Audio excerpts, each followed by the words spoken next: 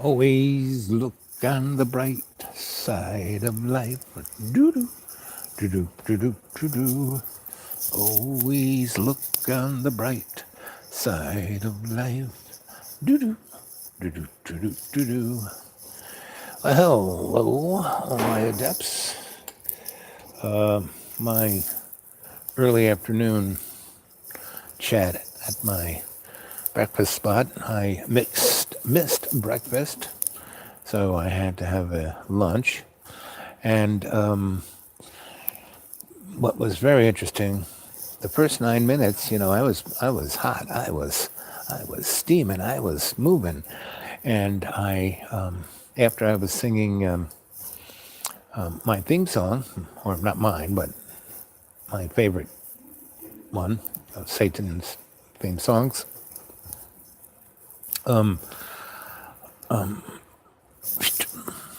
I started getting bombarded, and I thought I was chatting. I always do this. I get interrupted, and I think because the counter is going and I can see my face, I should know. If I'm not getting chats, I've been disconnected. So I went on for another 20 minutes or more, and then I ended and loaded up, and then when I went back to see what was on there, it was only 9 minutes of the 40 or so minutes. So that was very interesting. So, yeah. And, if they were going to take anything, they at least left that first 9 minutes when I was like smoking. So that was good. And I went off and paid my bill and got ready. And I was looking through my bag and packing up my leftovers. And this guy who was sitting behind me, but I didn't quite realize. I felt somebody back there, but I thought it was just the ubiquitous camera in the sky. And this guy goes, "Wow, you sure know a lot of stuff." And I turned around, and there was this nicely dressed gentleman, and he had that aura of retirement around him. And I said, well, thank you very much. And he goes, all I was thinking about, I was writing down my little list here to go to Sam's to get toilet paper and towels and dog food, and I was listening to you. And I said, well, thank you very much. And I said, and so, are you a native? He goes, oh yeah, I live right in the neighborhood here. And I said, oh, I used to live here too. So we talked a little bit about the neighborhood, and I said, well, what did you do? He said, oh, I was the head IT guy at the airport. And I said, really? I said, well, I've been here for almost 20 years, and one of the things that caught my eye was that it took almost 15 years to build a 6-story tower made out of, what you make a metal garage out of. I mean, what took so long? I mean, every time I would drive by there, you would have a big wall up around what you were doing as a foundation. But, that was about 12 years of that. And then you took that down and you threw up the tower part in less than 6 months. He goes, oh, yeah, we got a lot of stuff. He goes, and, we had issues with our budget. And I said, oh, really? I mean, I'm a pretty observant guy. You didn't stop doing stuff for 16 years. You just didn't show, unless you had a satellite above the sky, you weren't letting the general public see what was going on. And I saw all the amount of fiber optics that was going in there. You have something very interesting. And anyway, we kind of tiptoed around that and talked about all kinds of interesting stuff. And he goes, you even impress me more. And I go, I do. He goes, oh yeah. He goes, you have a plethora of understanding of big issues, and you don't really like muddy the field with trying to. I said, gee, thanks.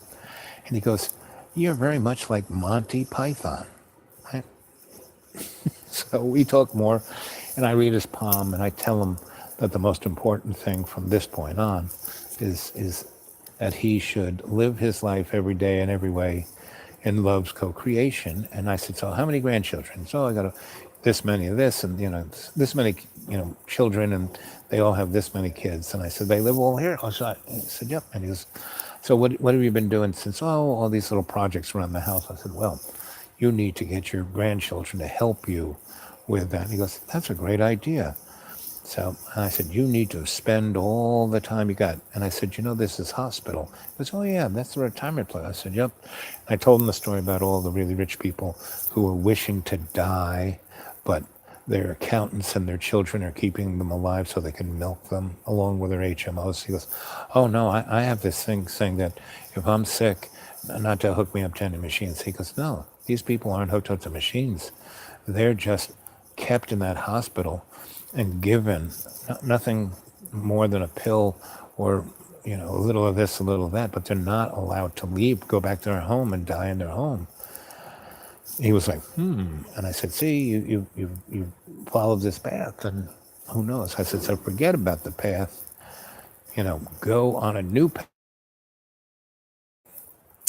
Anyway, I get here and I go on the library's line. That's pretty good. And I see that you guys have let me all kinds of nice little things dropped in my inbox and links on the emails that you sent me. And I love it that you do all of this.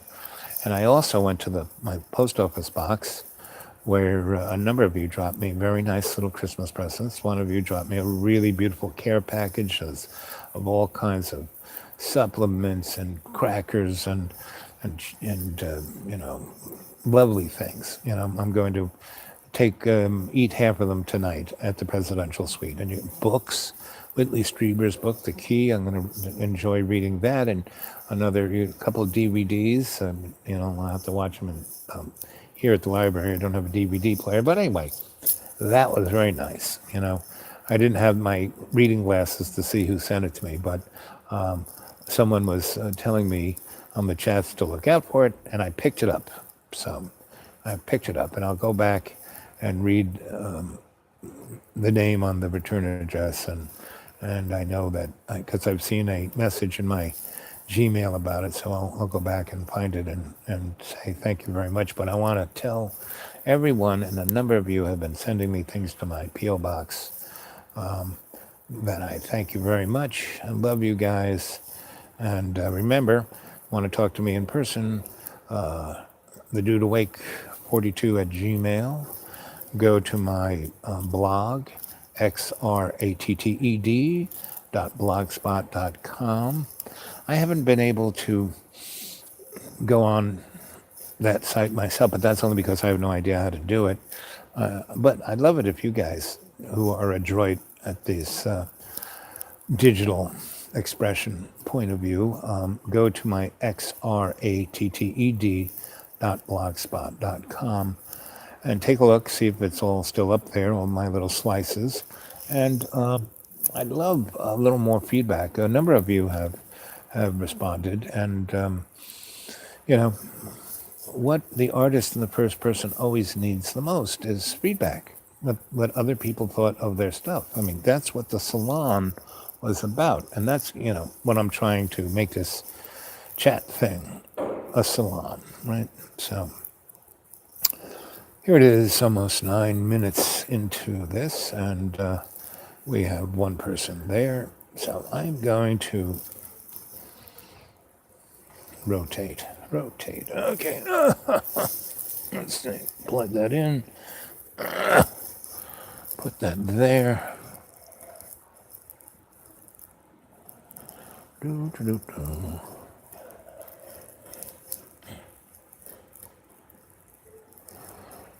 boom.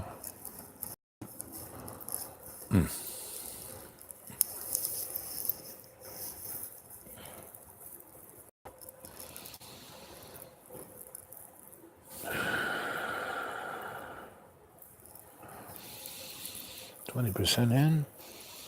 More, and then 30% out. I am connecting this chat energetically to the etheric realms. And anyone who joins this chat will be pumped up etherically.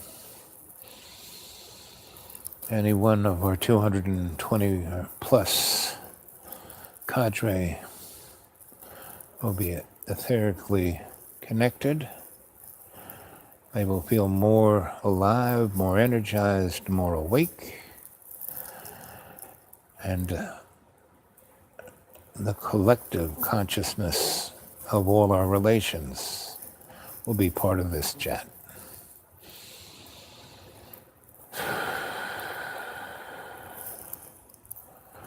So it's pushing towards 3 o'clock-ish around the world. People are we just passed 11:11. So we're in a synchronistic mode.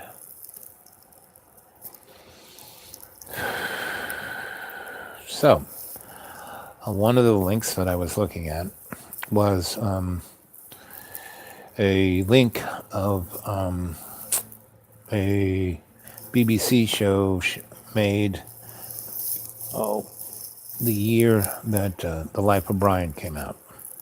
And it was this chat host and the guy who did Fawlty Towers and Mike of the Monty Python crew and this bishop guy from Oxford and this, drunk, almost guy full of himself, conservative.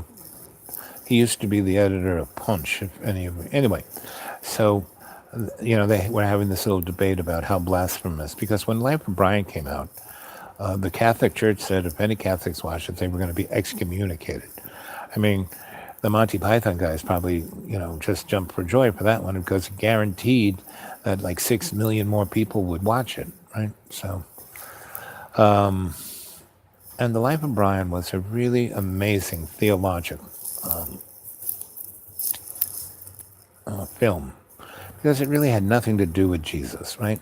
Jesus was, meaning the opening scene was Life of Brian, and then the camera pulls back and you see these gigantic blue eyes and pulls back and this white face around those blue eyes and back, and you had the poster child of Jesus Christ first, superstar, white guy in a white robe pulling back with his beard. He looks like the ultimate hippie. He's got love beads and he's surrounded by a bunch of girls. His what do they call those girls with rock and roll stars that hang out? Not fluffers, but almost. And so, and then it pulls back, and he's giving the Sermon on the Mount, Blessed are the meek, for they shall, and they're pulling back, and the girls are all around him, and then pull back, and then they're all the, 13 guys, and they are like throwing the dice, gambling, drinking. They're just happy to be the entourage, This is like being at Las Vegas, having access to a, unlimited buffet, And so Jesus is going on, and it pulls back and pull back, and the people who are the closest are the Roman spies and the Jewish money changer spies, and then different groups as it turns back, and we get all the way back, like a tenth of a mile back, and you see these guys straining to hear, and this woman goes, "What's he saying?" And this guy goes, "I think he said, 'Blessed are the cheesemakers.'" And then those guys go off on the tear about lactose intolerance, and basically it gives the picture that nothing is different than it is today. And the whole movie, The Life of Brian, is really nothing about Jesus. It's about the human condition.